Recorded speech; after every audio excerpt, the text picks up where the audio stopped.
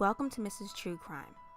Today's video is an in-depth look into the eerie mystery of L8, also known as the Ghost Blimp. It's a tale of mystery and puzzlement. If you are triggered by anything dealing with war and or violence, feel free to click off this video.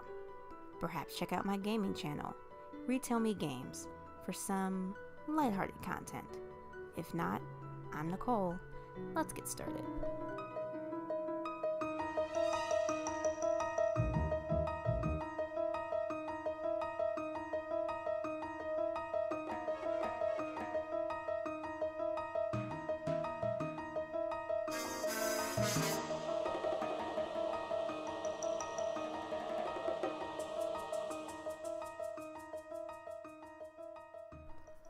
$16.1 million Americans entered World War II.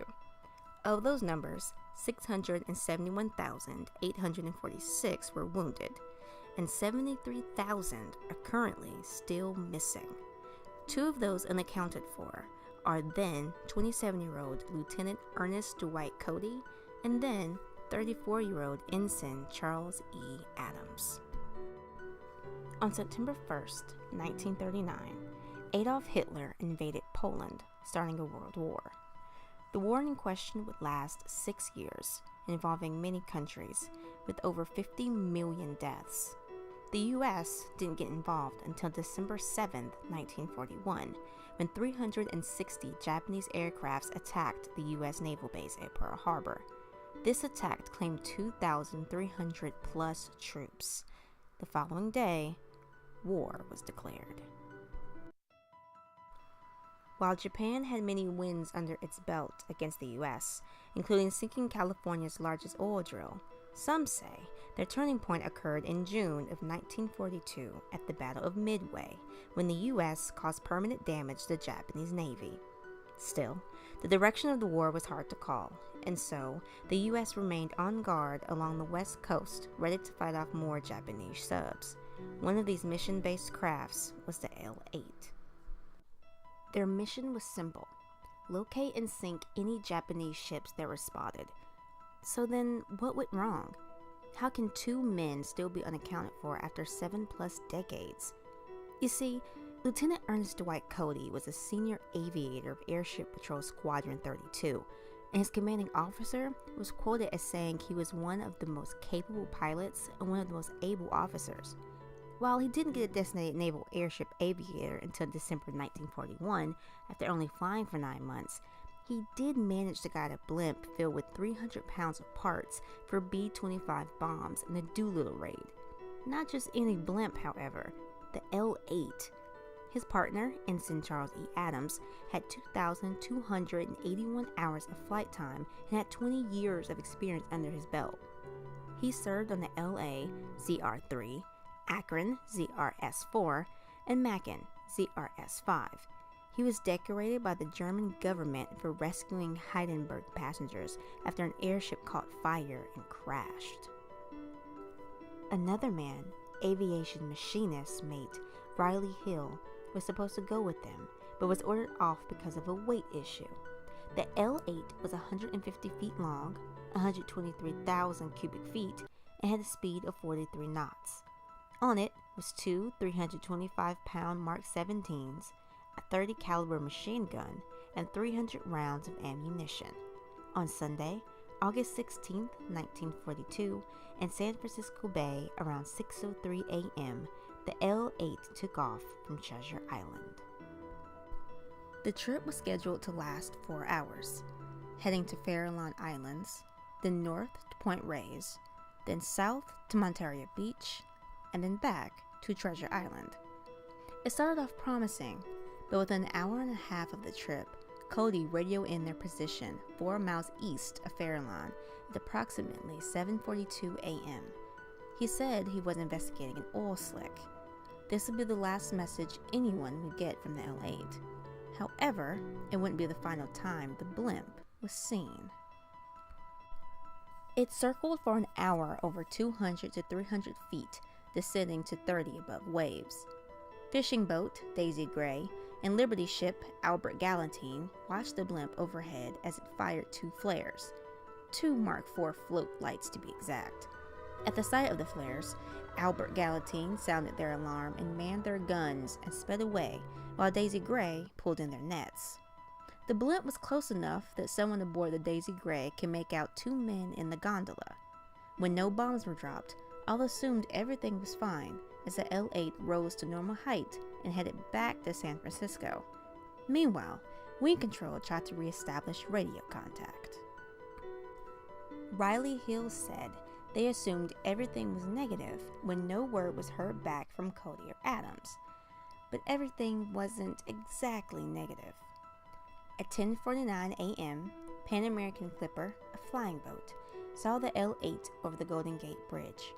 Roughly 10 minutes later, one of the Vault OS-2U Kingfisher's Wing Control sent out to search for the blimp saw it 3 miles west of Salada Beach at 2,000 feet. Next, it was seen by Army P-38 pilot near Mile Rock. Richard Quam, an off-duty seaman, was driving on a highway between San Mateo and San Francisco where he spotted the blimp.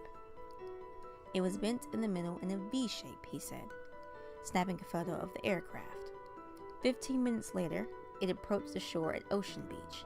It disappeared behind 2 hills, then rose again after a snag on a cliff. This snag caused the starboard engine to fill with dirt and bent the propellers. One of the depth charges came loose and rolled downhill. Dropping 325 pounds, the blimp began to rise once more and disappeared. Shore Patrol called the Navy at Moffett Field. Onlookers from the exclusive Olympic Club began to watch the spectacle.